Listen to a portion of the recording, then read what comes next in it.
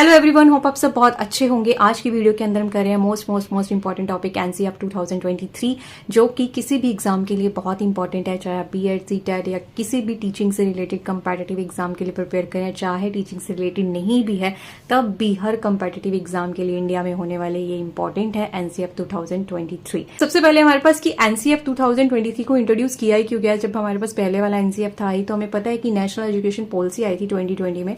तो किसी भी पॉलिसी को इंप्लीमेंट करने के लिए जो हम फ्रेमवर्क बनाते हैं कि उसको आगे कैसे इंप्लीमेंट किया जाएगा, तो एक तरह से कह सकते हैं कि एनसीईआरटी जो करिकुलम फ्रेमवर्क है 2023 में लॉन्च हुआ है, वो एक रोड मैप है कि कैसे जो इसको इंप्लीमेंट करना है। मतलब इन्होंने तो सिर्फ बता दिया, एक ढांचा बता दिया कि भाई ये होना चाहिए, ये होना चाहिए, ये होना चाहिए, लेकिन इन्होंने प्रैक्टिकल पूरी अप्रोच बताई है कि भाई क्या क्या कैसे कैसे करना है, कि करिकुलम में क्या चीज रखी जानी चाहिए, क्या चीज नहीं रखी जानी चाहिए। मतलब पूरा डिटेल में इसने काम किया, जिसके लिए हमारे पास इतने सारे स्टेक होल्डर्स ने भी काम किया।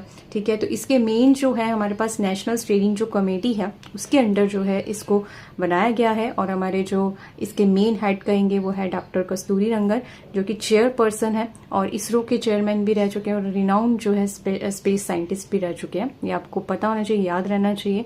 इसके अलावा इसमें जो है सभी ने मिलकर पार्टिसिपेट किया, स्पेशली एनसीईआरटी ने जो इसको शुरुआत की थी, जिसे हम आगे भी देखेंगे। ठीक है, स्टेट गवर्नमेंट, हमारे पास टीचर्स हैं, मिनिस्ट्री ऑफ एजुकेशन है, पेरेंट्स हैं, स्टूडेंट्स हैं बहुत सारे, तो इन सब ने मिलकर जो है अपना योगदान दिया है। अब हमारे पास ये आपको याद रखना बहुत इंपॉर्टेंट है, कंपेटिटिव एग्जाम में पूछा जा सकता है। जो हमारे पास नेशनल एजुकेशन पॉलिसी है 2020, उसके अंदर 4 करिकुलम जो है, 4 नेशनल जो करिकुलम फ्रेमवर्क है वो काम कर रहे हैं। ठीक है, अंडर जो है इसके हैं, तो इसके लिए जो है 4 फ्रेमवर्क बनाए गए हैं वैसे। ठीक है, एक तो है हमारे पास एनसीईआरटी फॉर फाउंडेशनल स्टेज और एक है हमारे पास एनसीईआरटी फॉर स्कूल एजुकेशन। ठीक है, ये जो हमारे पास 2022 में आ गया था, ये अभी हम जो 2023 की बात कर रहे हैं। एक है नेशनल जो फ्रेमवर्क है वो हमारे पास है टीचर एजुकेशन के लिए और एक है अडल्ट एजुकेशन के लिए। ठीक है, तो इस पॉलिसी के तहत 4 फ्रेमवर्क जो है वो वर्क कर रहे हैं। ये भी आपको कंपेटिटिव एग्जाम के लिए बहुत इंपॉर्टेंट है। इसके अलावा प्रीवियस जो एनसीईआरटी हैं और इस एनसीईआरटी में क्या डिफरेंस है, ये भी आपको जानना बहुत जरूरी है, क्योंकि इससे रिलेटेड क्वेश्चंस जो पहले जो 2005 एनसीईआरटी से रिलेटेड बहुत सारे क्वेश्चंस पूछे जाते थे, तो उसमें पूछा जाता था कि भाई इसकी क्या खास बात है। तो एनसीईआरटी जो 2005 है वो हमारे लिए कंस्ट्रक्टिविज्म के लिए बहुत इंपॉर्टेंट था, कि उसमें जो है हम रिड्यूस बर्डन की बात करते थे, कंस्ट्रक्ट करने की बात करते थे। तो ऐसी हर एनसीईआरटी की अपनी खासियत रही है। जैसे कि 88 के अंदर आया वो चाइल्ड सेंटर जो है उस पर बहुत ज्यादा एम्फेसाइज किया उन्होंने। फिर उन्होंने जो है हमारे पास आईसीटी और वैल्यू बेस्ड एजुकेशन के ऊपर बहुत ज्यादा एम्फेसाइज किया। तो अब जो हमारे पास 2023 है, इसको आप कैसे हाईलाइट करेंगे, क्या इनका मेन पर्पस क्या है, कि इन्होंने किस चीज पे ज्यादा जो एम्फेसाइज किया। कॉम्पिटेंसी बेस्ड, मतलब कि जो स्किल्स हैं उसके ऊपर फोकस किया जाए, एबिलिटी के ऊपर फोकस किया जाए, प्रैक्टिकल नॉलेज के ऊपर फोकस किया जाए, रियल लाइफ से जो चीजें उसको लिंक किया जाए। तो मेन जो एम्फेसाइज किया गया कि अब उसको प्रैक्टिकल इंप्लीमेंट किया जाए, सिर्फ थ्योरी नहीं है, रोट लर्निंग नहीं। तो ये जो इनकी मेन अप्रोच रही है इसमें, कि हमें एबिलिटी, स्किल्स और प्रैक्टिकल नॉलेज पे ज्यादा फोकस करना है। तो ये जो मेन टाइटल है ना, ये आपको याद होने चाहिए। ठीक है, तो ये कुछ डेटा जो आपको पता होना चाहिए। जो एनसीईआरटी 2023 है, सबसे पहले जो है इंट्रोड्यूस हुआ, मतलब सबसे पहले इसके ऊपर जो काम करना स्टार्ट किया वो एनसीईआरटी ने स्टार्ट किया। एनसीईआरटी के बाद जो है ये गया हमारे पास 2022 के अंदर डिस्ट्रिक्ट, स्टेट और नेशनल जो कंसल्टेशन है उनके पास। उसके बाद इसके साथ इतने सारे जो है लोग जुड़े, कम से कम 1.5 लाख जो है इनपुट्स जो है इसके अंदर है, तब जाके इसको बनाया गया है। मतलब इतने सारे टीचर्स या कंसल्टेशंस या इतने सारे पेपर्स, रिपोर्ट्स जो है इसके साथ जो है कलेक्ट की गई डेटा को, तो हम कह सकते हैं इसमें जो है 1500 से ज्यादा जो है रिपोर्ट्स हैं, पेपर्स हैं, और जो स्टेक होल्डर्स हैं, मतलब जितने लोग जुड़े हैं वो कम से कम 1.5 लाख से भी ज्यादा लोग हैं। मतलब सबने अपनी राय दी है, सबको देख समझ कर परख कर इसको जो है हमारे सामने रखा गया है, रिलीज किया गया है। तो 2023 के अंदर जो इसको रिलीज कर दिया गया। Now we have guiding principle. किसी भी नेशनल करिकुलम फ्रेमवर्क के लिए ना गाइडिंग प्रिंसिपल बहुत मेन होते हैं। तो थ्योरी एग्जाम अगर आपके लिए आए तो आपको सारे लिखने हैं गाइडिंग प्रिंसिपल्स, और अगर आप कंपैटिटिव एग्जाम आते तो इसमें से जो क्वेश्चन है जरूर पूछा जाएगा प्रिंसिपल्स में से। तो सबसे पहले हमारे पास है रूटेडनेस इन इंडिया। मतलब जितने भी हमारी चीजें हैं बच्चे को पढ़ाई जा रही है, वो हमारी इंडिया के रूट से हमें कनेक्ट करें। जो वैल्यू है, कल्चर है, नॉलेज है, उससे कनेक्ट करें। फ्लेक्सिबिलिटी होनी चाहिए, एक ही पाथवे नहीं होना चाहिए पढ़ाने का, कि भाई आप डेमोन्स्ट्रेट ही कर रहे हो या फिर आप लिखवा ही रहे हो, बहुत सारे और वेज है, तो उन सबका यूज़ करना चाहिए। इक्विटी और इंक्लूजन बहुत इंपॉर्टेंट है, हर बच्चा जो है देखा जाना चाहिए कि उसको इक्वल अपॉर्चुनिटी मिल रही है। होलिस्टिक डेवलपमेंट की बात की गई है। कंपेटेंसी बेस्ड जो लर्निंग है, ठीक है, मतलब रियल लाइफ चीज़ों से हो, अंडरस्टैंडिंग हो, एप्लीकेशन बेस्ड चीज़ें ज़्यादा, जो कॉमन कॉन्सेप्ट है वो कहते हो तो बच्चा समझता ही है, लेकिन एप्लीकेशंस जो है उससे रिलेटेड उसके ऊपर फोकस किया जाए। एक्सपीरियंशियल लर्निंग के ऊपर learning by doing activities, real life experience कराई जाए। मल्टीलिंगुअल जो क्लासरूम है वो होनी चाहिए, ठीक है। Promote learning in a local language और मल्टीपल लैंग्वेजेस और फाउंडेशनल लिटरेसी न्यूमरेसी, मतलब जैसे कि इंडिया में छोटे बच्चे जो स्पेशली इस पर फोकस किया जाए कि उनको रीडिंग राइटिंग, ठीक है, उनको जो है नंबर से रिलेटेड जो नॉलेज है हमारी, वो हर बच्चे को ये बेसिक नॉलेज तो आनी ही चाहिए। इन्वायरमेंटल अवेयरनेस जो होनी चाहिए कि क्या उसकी रिस्पॉन्सिबिलिटी है इन्वायरमेंट के अंदर, और इसके अलावा इंटीग्रेशन ऑफ द टेक्नोलॉजी, ठीक है, यूज द टेक्नोलॉजी मीनिंगफुली वे, ठीक है, enhance the teaching and learning, चाहे टीचर है उसको भी और बच्चे को भी उसे मीनिंगफुली यूज करना आना चाहिए।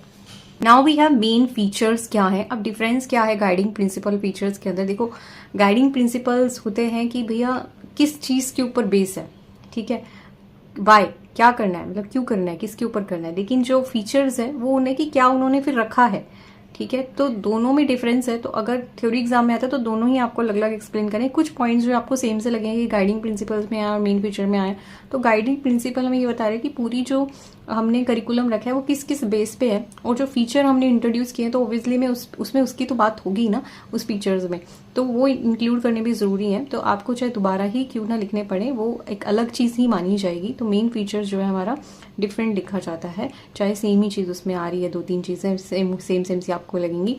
तो सबसे पहले जो है इसमें मेन फीचर जो है वो हमारे पास है, ये इंट्रोड्यूस किया गया 5+3+3+4, जिसे हम अच्छे से आगे से समझेंगे भी। जो फाउंडेशनल और सेकेंडरी है, 5 साल तक जो है बच्चे को कहाँ तक पढ़ना है, 3 साल फिर आगे वो लगाने 3 साल किस लिए हैं और 4 साल जो किस लिए हैं, ठीक है। तो ऐसे डिवाइड किया गया है, जिसे हम आगे जो है पूरा अच्छे से स्लाइड में, डिफरेंट स्लाइड में पढ़ेंगे। फिर हमारे पास होलिस्टिक एंड कॉम्पिटेंसी बेस्ड जो असेसमेंट है वो जरूर होनी चाहिए। फिर एक्सपीरियंशियल और एक्टिविटी बेस्ड, तो एक एक लाइन जो आप एक्सप्लेन कर सकते हैं। मल्टी डिसिप्लिनरी करिकुलम होना चाहिए, मतलब सारे जो सब्जेक्ट है वो इंटरकनेक्टेड हो, ठीक है, physical, biology, math, creative problem solving, तो ये जो है इनका आपस में कनेक्शन हो, ऐसे नहीं कि दूसरे का किसी से कनेक्शन ही नहीं है। इंडियन नॉलेज सिस्टम होना चाहिए। IKS जो इंट्रोड्यूस किया गया है 2023 के अंदर, ये क्या है, इनकॉर्पोरेटिंग एंशिएंट हिस्ट्री हो गया, साइंस हो गया, लोकल विजडम ट्रेडिशन हो गया, ठीक है, इन सबको जो है भी पढ़ाया जाना चाहिए। फिर हमारे पास इंक्लूसिव क्लासरूम हो गया, इसके बारे में आपको पता है। वोकेशनल एजुकेशन की बात की गई है कि बच्चे को जो है, जैसे कि हमारे पास टेक्सटाइल से रिलेटेड नॉलेज, कोडिंग जो है बहुत एम्फेसाइज किया गया, आपको याद रखना है। NCF के अंदर 6th क्लास से ही कोडिंग स्टार्ट कर देनी चाहिए, ये एम्फेसाइज किया गया है, आपको याद रखना है। इसके अलावा जो वोकेशनल अनदर स्किल्स होती हैं वो तो ऐड करनी है। इसके अलावा डिजिटल और टेक्नोलॉजी इंटीग्रेशन जो है वो बहुत होना चाहिए, चाहे वर्चुअल लैब्स हों, ऑनलाइन रिसोर्सेज हो, इनहैंस ग्लोबल कनेक्टिविटी के लिए ये जो डिजिटल जो टेक्नोलॉजी है उसका भी इंटीग्रेशन हो। फिर नेक्स्ट इसकी हम बात कर रहे थे स्कूल स्ट्रक्चर, ठीक है, ये जो स्ट्रक्चर है इसको एक्सप्लेन करना है आपको, क्योंकि सारे जितने भी कंपैरेटिव एग्जाम से रिलेटेड क्वेश्चंस बहुत सारे प्रीवियस ईयर्स में आ चुके हैं, तो आगे भी आ सकते हैं, इसलिए ये जो है ड्रॉ करनी टेबल आपके लिए बहुत जरूरी है थ्योरी एग्जाम में भी। फाउंडेशनल स्टेज जो है वो 5 ईयर्स की है, एज 3 to 8 होती है, ठीक है। इसमें जो है प्री स्कूल में 1st या 2nd क्लास में बच्चा पढ़ रहा होता है, और मेन फोकस जो है इसके अंदर किसमें होगा, प्ले, स्टोरेज, न्यूमरेसी और सोशल स्किल्स के ऊपर होगा। बच्चे को प्ले में सिखाना है, मतलब खेल में सिखाना है, मदर टंग का यूज करना है ज्यादा, और असेसमेंट जो होगी वो ऑब्जर्वेशन और असेसमेंट जो होगी वो कैसी होगी, ऑब्जर्व करके जो है वो लिया जाए, मतलब कोई एग्जाम की जरूरत नहीं है। फिर है हमारे पास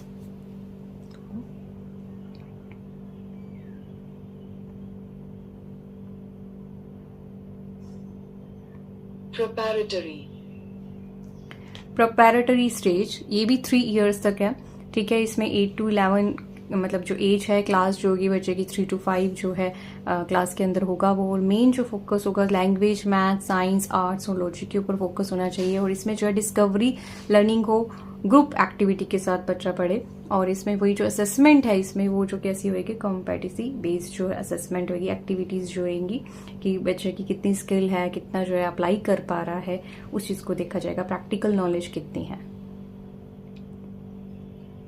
और असेसमेंट जो होगी इसमें कॉम्पिटेंसी बेस्ड होगी, मतलब कॉम्पिटेंसी बेस्ड एक्टिविटीज, यानी कि बच्चे की स्किल्स कितनी है, बच्चा प्रैक्टिकल नॉलेज को कितना अप्लाई कर पा रहा है, उसके ऊपर जो है हमें जो देखना है। फिर हमारे पास मिडिल स्टेज जो है, इसमें बच्चा 11 से 14 साल का हो जाता है, ये भी 3 इयर्स तक रहती है। इसमें जो है क्लास 6 to 8 रहेगी। मेन जो है इसमें फोकस किया जाना है सब्जेक्ट पे तो है, इसके अलावा क्रिटिकल थिंकिंग, कोडिंग पे और वोकेशनल स्किल्स, ठीक है, वो ऐड हो जाएंगे जब बच्चा 6th क्लास का होगा। इससे रिलेटेड 1-2 कम्पिटिटिव एग्जाम में क्वेश्चन आया है तो आप याद रखेंगे। फिर है इसमें जो टीचिंग है वो कैसी हो जाएगी, थोड़ी एक्सपेरिमेंटल बेस्ड हो जाएगी, प्रोजेक्ट और इंक्वायरी, ठीक है, यानी प्रॉब्लम सॉल्विंग स्किल्स है बच्चे की इम्प्रूव करने के लिए। और इसमें असेसमेंट जो है प्रैक्टिकल वर्क और एप्लीकेशंस के थ्रू जो है लिया जाएगा। और सेकेंडरी स्टेज जो है वो हमारे पास कितने ईयर की हो जाएगी, 4 इयर्स की हो जाएगी, ठीक है। तो इसमें जो है इसकी जो एज है वो 14 to 18 ईयर है और बच्चा जो है 9 to 12 क्लास के अंदर हो जाता है। इसमें जो फोकस रहेगा वो किस पे रहेगा, मल्टी डिसिप्लिनरी पे, फ्लैक्सिबल चॉइसेस पे और करियर जो रेडीनेस के लिए उसको प्रिपेयर करा जाए, इसके ऊपर जो फोकस होना चाहिए। तो ये जो पॉइंट है ना, ये बहुत ज़्यादा इंपॉर्टेंट है, इनको भूलना नहीं। इससे रिलेटेड जो क्वेश्चंस आ चुके हैं और आने ही हैं आगे जो भी एग्जाम्स आप देंगे। फिर हमारे पास इसमें टीचिंग का फोकस होगा, वही हमारे पास एक्सपेरिमेंट से रिसर्च बेस्ड जो है लर्निंग होनी चाहिए। असेसमेंट जो है वही यहाँ पे जो हो जाएगी, पोर्टफोलियो के थ्रू हो सकती है या फिर वही एप्लीकेशन जो बेस्ड है वो हमारे पास रहेगी। स्ट्रक्चर जो आप याद रखिए, स्ट्रक्चर से भी रिलेटेड बहुत बार क्वेश्चन आते हैं। नाउ वी हैव टीचर का, स्टूडेंट का क्या रोल है और असेसमेंट कैसे होनी चाहिए। तो टीचर रोल क्या है, एज अ फैसिलिटेटर, ठीक है, as a mentor, as a motivator, ठीक है, encourage critical thinking, promote critical या कोलैबोरेशन लर्निंग एक्टिविटी बेस्ड जो है क्लासरूम बनाए और सपोर्ट करे इंक्लूसिव जो एजुकेशन है उसको, असेस करे कॉम्पिटेंसीज को और नॉट मेमोराइज को, ठीक है। फिर हमारे पास स्टूडेंट का क्या रोल है, एक्टिविटी लर्नर, ठीक है, लर्नर बाय डूइंग और क्वेश्चंस को एक्सप्लोर करना, क्वेश्चंस पूछना, सॉल्व करना, रियल लाइफ प्रॉब्लम्स को, वर्क इन ग्रुप, डेवलप जो है skills and values and take responsibility of learning. तो इसके बारे में हम डिटेल में समझ ही चुके हैं, तो ये आप कर लेंगे। अब हमारे पास होलिस्टिक जो प्रोग्रेस कार्ड है HPC है, उसमें सिर्फ मार्क्स नहीं होने चाहिए, उसमें एक्स्ट्रा करिकुलम जो एक्टिविटीज हैं, बच्चे की इमोशनल स्किल्स क्या है, सेल्फ पीयर की असेसमेंट, टीचर की असेसमेंट, तो ओवरऑल जो है उसकी प्रोग्रेस के बारे में उस रिपोर्ट कार्ड के ऊपर होना चाहिए। तो अब इसके ऊपर जो है सारी टेक्स्ट बुक्स भी आपकी सारी चेंज होंगी, ठीक है, बहुत सालों से चेंज नहीं हुई है ना। तो सारा जो टेक्स्ट बुक है वो हमारी जो NCF 2023 है उसके ऊपर जो है 2023 जो है उसके ऊपर ही सारी जो बुक्स अब दोबारा बनाई जाएंगी, स्ट्रक्चर को ध्यान में रख के, सारे फीचर्स को ध्यान में रख के, ठीक है। इसके अलावा जो लैंग्वेज के बारे में बता चुकी हूँ, इसके अलावा मैं लैंग्वेज के बारे में बता चुकी हूँ, लेकिन फिर भी आप इसको सेपरेट भी लिख सकते हैं कि होम लैंग्वेज, मल्टी लैंग्वेज के लिए बच्चे को इंकरेज करना और प्रमोट करना इंडियन लैंग्वेज को, ठीक है, ज़्यादा से ज़्यादा उनके अंदर जो है एम्फेसाइज करना कि वो इंडियन लैंग्वेज को, ताकि अपने कल्चर से जुड़ें। और जो लैंग्वेजेस हैं वो भी कैसे सिखानी चाहिए, एक्टिविटी, और जितने प्ले बेस्ड होंगी उतना जब वो अपनी अपनी लैंग्वेज बोलेंगे तब भी बच्चा जो है बहुत सारी चीज़ें सीखता है। तो भाई कि किस तरह के क्वेश्चन जो है वो कंपेटिटिव एग्जाम में पूछे जा सकते हैं, तो जैसे कि अकॉर्डिंग टू नेशनल जो एजुकेशन पॉलिसी है या फिर जो न्यू फ्रेमवर्क है, तो कौन सा स्ट्रक्चर है उसके अकॉर्डिंग, तो वो आपको बताना है। तो आपने देखते ही गैस कर लिया होगा क्योंकि हमने अभी पढ़ा है, तो ऑप्शन नंबर बी जो है इसका राइट आंसर होगा। नेक्स्ट देखते हैं हमारे पास, तो एक प्रैक्टिस क्वेश्चन है कि किस तरह से क्वेश्चन पूछे जा सकते हैं। तो what type of A report card इस पर्पसली जो है जो न्यू एजुकेशन पॉलिसी है या फिर इसकी जगह फ्रेमवर्क भी लिखा आया हो सकता है कि क्या होना चाहिए उसके अंदर, यूनिडिमेंशनल परफॉर्मेंस कार्ड होना चाहिए, पेपर पेंसिल टेस्ट कार्ड होना चाहिए, 360 डिग्री होलिस्टिक प्रोग्रेस कार्ड होना चाहिए, या फिर हमारे पास रिलेटिव रैंकिंग परफॉर्मेंस कार्ड होना चाहिए। तो अभी हमने पढ़ा ही है कि ओवरऑल डेवलपमेंट को जो कवर करे, तो आंसर क्या होगा, 360 डिग्री जो होलिस्टिक प्रोग्रेस को कवर करे। नेक्स्ट हमारे पास मेन ऑब्जेक्टिव क्या है असेसमेंट का NCF 2023 के अकॉर्डिंग, रोट लर्निंग को मेमोराइज को टेस्ट करना या इवेल्युएशन, कॉन्सेप्चुअल अंडरस्टैंडिंग या फिर उनकी जो रियल लाइफ से रिलेटेड जो कॉम्पिटेंसीज हैं वो चेक करना या रैंकिंग करना स्टूडेंट को या प्रिपेयर करना बोर्ड एग्जाम के लिए। तो अभी हमने पढ़ा ही है कि अंडरस्टैंड करना और उनकी कितनी एप्लीकेशन बेस्ड उनकी लर्निंग है उसको चेक करना, तो बी राइट आंसर होगा। हमारे पास की टारगेट एज ग्रुप जो है फाउंडेशनल स्टेज में, ठीक है, अकॉर्डिंग टू हमारे पास नेशनल करिकुलम फ्रेमवर्क और नेशनल पॉलिसी के अकॉर्डिंग क्या जो है हमारे पास स्टेज रहती है, आंगनवाड़ी और प्री स्कूल जो बच्चे हैं जो ये क्लास फर्स्ट और सेकंड में पढ़ रहे हैं, तो हमारे इसमें से राइट आंसर कौन सा है, तो 5 ईयर्स है, ठीक है। हमें पता है कि इन दोनों में से ही हो सकता है, तो इसमें तो 3 ईयर्स काउंट कर रखे हैं, तो 5 ईयर्स इसमें है, तो 3 to 8 जो ईयर्स है वही हमारा राइट आंसर होगा।